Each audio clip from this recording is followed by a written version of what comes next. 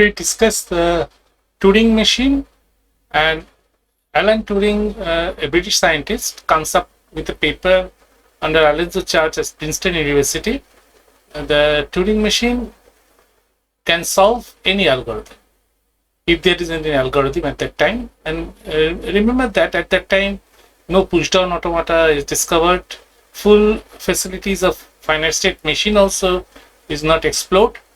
That he comes up with a concept that if any algorithm is there, algorithm is meaning the step-by-step calculation of solving a problem, maybe brute force or divide and conquer, this type of algorithm. At that time, remember, the dynamic programming is not invented. Dynamic programming is invented in 1957, but 1936, in fact, no computer is there, no electronic devices is not there, transistors not in administration is not there. But Turing comes up with a mechanical design idea that it is step-by-step approach. If a paper tape, we can have this paper tape like this, and we can have a single strip of data is there. Then this is the data and program both. First portion will be the program portion, that is will come up with the universal Turing machine, and this is the program portion of how to configure the Turing machine, and this is the data. And there's a read-write head. It reads up to the program. It is not there. It is full data is there. The program is here. Should be here.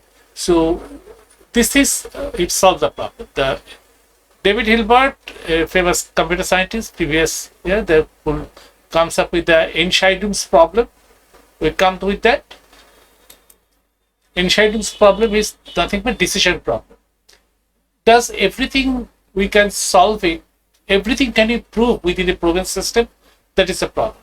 And later it is discovered we cannot.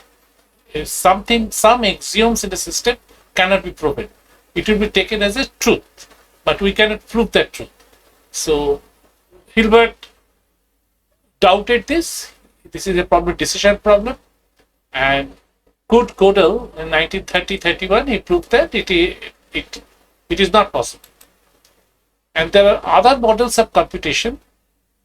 Alan Turing PhD guide Alonzo Charge, which comes with lambda calculus, clean, that is clean closure, that is recursive functions, and post correspondence problem, that Emily Post comes up with this model, but all are equivalent. In fact, for all the equivalence, the Alan Turing model is more intuitive, more innovative, and it can solve everything. So Alan Charge stamped on it. Alan Turing solely developed it under the guidance, but Alonzo Charge developed lambda calculus. So this is the model of computation. We come to data. This is lambda calculus, Alonzo Charge and Turing. This is Charge's thesis, and there I am taking from Michael Simpson's book. Any intuitive notion of algorithms equals Turing machine algorithm.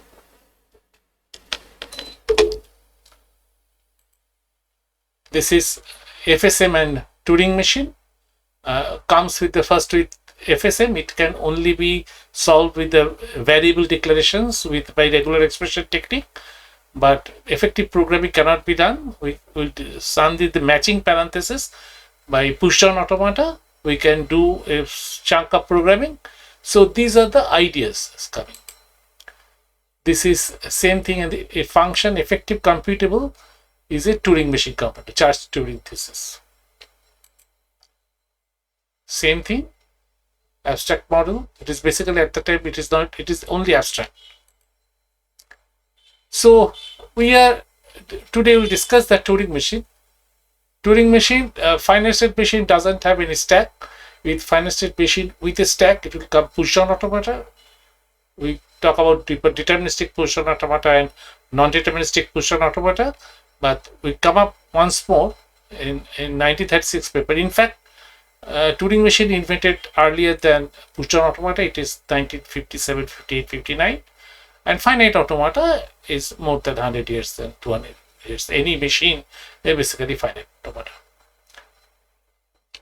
And Turing machine doesn't require stack. So there are another genius in Noam Chomsky. He invented the formal language portion.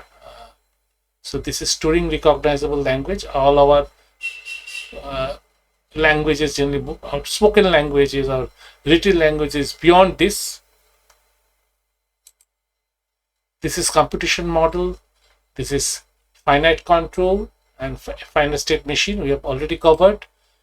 Comes with push-down automata with a stack. Finite state machine doesn't have stack.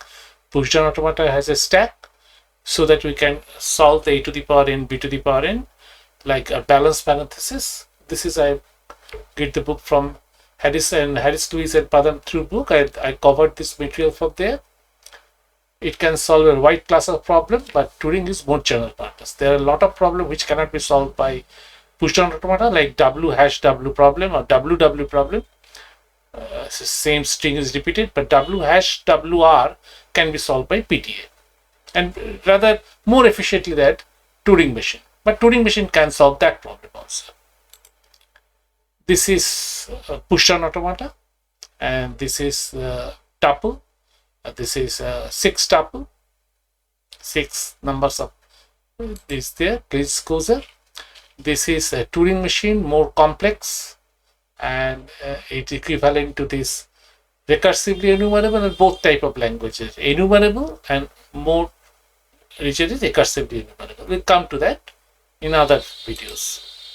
So this is the concept of Turing machine. It can both read and write tape, and how to configure this finite state machine. We can have this enumeration and we can put it there. This is universal Turing machine concept. Same is here. I discussed. This is the first portion is the configuration of finite state machine, later on the data. And this is the Charles Turing thesis. That's any intuitive notion of algorithm is equals to Turing machine. And that is equals with if and only if. It's both ways you can travel. So if you cannot put it into a Turing machine, it is not algorithm. That is very useful tool. So for detecting an algorithm, if we can put it into a Turing machine, that is algorithm. If we can, whatever we can put it into a Turing machine, that is also algorithm. This is state control of Turing machine, infinite tape. I can make both this as infinite, but it can be proven that if one side is bounded, if another is unbounded, that is same as Turing machine. If both sides is bounded, then we call the linear bounded automata. That's a subclass of a Turing machine. That is for context sensitive grammar. So this is Turing machine concept: input, head, it traverse, and like this here, it reads A and change it to B and make a transition left. So after this, A is changed to B and this head is traverses this. So this is a how this capture this state. It is for Michael Sipps's book. It is here, like Q7 should be here, not from this diagram. I see this is the way the state diagram of Turing machine can be captured like this. The state comes before this. This is I'm taking from Michael Sipps's book. It's a 7 tuple.